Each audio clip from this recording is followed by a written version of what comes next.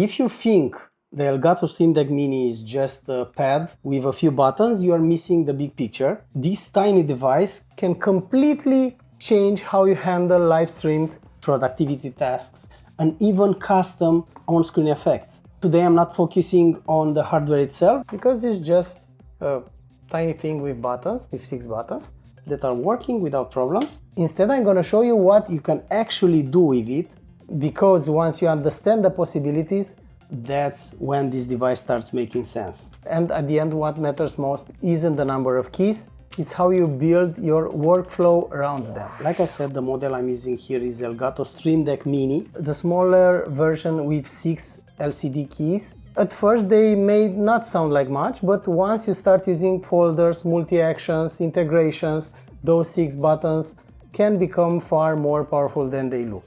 So let's look at practical examples. For live streaming, this becomes a command center. With one press I can mute, unmute, switch scenes instantly, launch overlays like be right back, starting soon, show reaction graphics during races. You have endless possibilities. I cannot even think right now about all the things that you can do with this device. And on top of that, you are not limited to built-in actions. You can trigger browser-based HTML overlays, custom scripts, API calls, and automation chains. Yes, this kind of stuff goes beyond what Stream Deck does. You need to have also other skills, but now you have ChatGPT or whatever, and it can give you these pages that you can use, save them somewhere on your computer, source them in your application, and then use Stream Deck Mini to have them with a push of the button.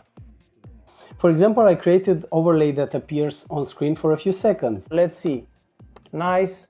What else? No way. Good stuff. All this is activated directly from the Stream Deck. This means I do not need to do Alt-Tab or click around. Everything happens instantly.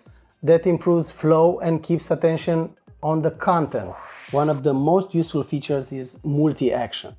This allows a single button to perform several steps in sequence. For example, switch scene, mute microphone, launch overlays, wait 3 seconds, return to previous scene. Everything in one button. And that's where Stream Deck becomes more than shortcuts. It becomes workflow automation. And for creators that matters, because the less you think about technical steps, the more you focus on delivery. Ignore Stream Deck. It is mainly used and mostly used by streamers, but you can use it for whatever you are doing that allows you to compress all your actions in one button. There is another thing you can do is create folders.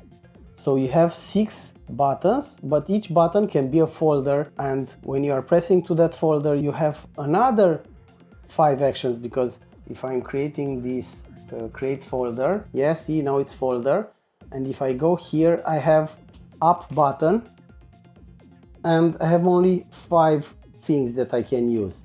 Yeah, so this is the folder, this is 5. Yeah, so if I want I can create multiple folders here, create folder, and so on. I have 3 folders and each folder has 5 buttons. Yeah, so you can see how one very small device with 6 buttons can become a device with multiple buttons. I hope you got what I wanted to say. The Elgato Stream Deck Mini is not about streaming, although it's mainly used for streaming. It's not even about buttons. It's about reducing friction. It gives you faster access, cleaner execution, and more control over repetitive actions. Once you start building practical workflows around this device, even the smallest model becomes very, very useful and very capable. If you stream, present, edit, manage multiple tasks live, it quickly becomes part of your setup. Not because it's flashy, but because it removes unnecessary steps. And in content creation, efficiency matters. That's what makes this device useful. That's pretty much it. If you have any questions, do not hesitate to drop a comment. Thank you very much for watching and see you in the next one. Before starting with the Stream Deck, I want to present you this OBS Bot Meet SE that I'm using at this moment for my streams. I'm not done yet with my review, I still want to test it more. One thing that I discovered, and it's worth mentioning, is with OBS Studio, if you enable HDR, sometimes it gets stuck and you have to restart it, or you have to change the source in OBS and go back, and it's very annoying. I had some streams where the game was showing you what I'm doing and the wheel was like this. So yeah, if you want to use it while streaming with OBS Studio, disable HDR. Yeah, this is one feature which a big downside in my opinion, because HDR is way better. It gives you some image improvement that you cannot use with this device.